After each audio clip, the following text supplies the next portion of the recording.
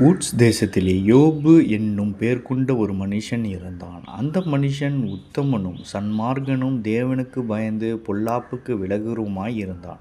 அவனுக்கு 7 குமாரரும் 3 குமாரத்திகளும் பிறந்தார்கள். அவனுக்கு 7,000 மாடுகளும் 3,000 ஒட்டகங்களும் 500 ஏர்மாடுகளும் 500 கழுதைகளுமாகிய மிருக ஜீவன்கள் இருந்தது. திரளான பணிவிடைக்காரரும் இருந்தார்கள். அதனால் அந்த மனுஷன் கிழக்கத்தி புத்திரர் எல்லோரிலும் பெரியவனாய் இருந்தான். அவன் குமாரர் அவனவன் தன் தன் நாளிலே தன் தன் வீட்டிலே விருந்து செய்து தங்கள் 3 சகோதரிகளையும் தங்களோடே போஜனம் பண்ணும்படி அழைப்பார்கள். விருந்து செய்கிற அவரவருடைய நாள் முறை முடிகிற போது யோபு ஒருவேளை தன் குமாரர் பாவம் செய்து தேவனை தங்கள் இருதயத்தில் தூஷித்திருப்பார்கள் என்று சொல்லி அவர்களை அழைப்பித்து பரிசுத்தப்படுத்தி அதிகாலமே எழுந்து அவர்கள் எல்லோருடைய இலக்கத்தின்படியும் சர்வாங்கன தகன பலிகளை செலுத்துவான். இந்த பிரகாரமாக யோபு அந்நாட்களில் எல்லாம் செய்து வருவான். ஒரு நாள் தேவபுத்திரர் கர்த்தருடைய சந்நிதியில் வந்து நின்றபோது சாத்தானும் அவர்கள் நடுவிலே வந்து நின்றான்.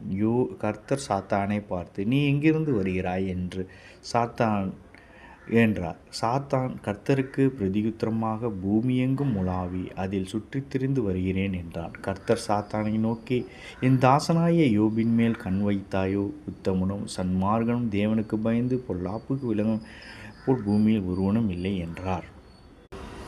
அதற்கு சாத்தான் கர்த்தருக்கு பிரதியுத்தரமாக, யோபு விருதாவாகவா தேவனுக்கு பயந்து நடக்கிறான்? நீர் அவனையும் அவன் வீட்டையும் அவனுக்கு உண்டான எல்லாவற்றையும் சுற்றி வேலியடைக்கவில்லையோ?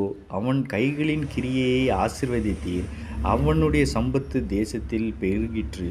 ஆனாலும் உம்முடைய கையை அவனுக்கு உண்டானவற்றை எல்லாவற்றையும் தொடுவீரானால் அப்பொழுது அவன் உமது முகத்துக்கு எதிரே உம்மை தூஷித்தா இருப்பானோ பாரும் என்றான்.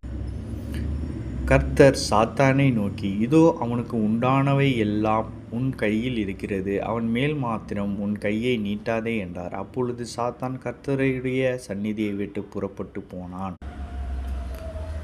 வனாந்தர வழியாய் பெருங்காற்று வந்து அந்த வீட்டின் 4 மூலைகளிலும் அடிக்க அது பிள்ளைகளின் மேல் விழுந்ததினால் அவர்கள் இறந்து போனார்கள். நான் ஒருவன் மாத்திரம் தப்பி அதை உமக்கு அறிவிக்கும்படி வந்தேன் என்றான்.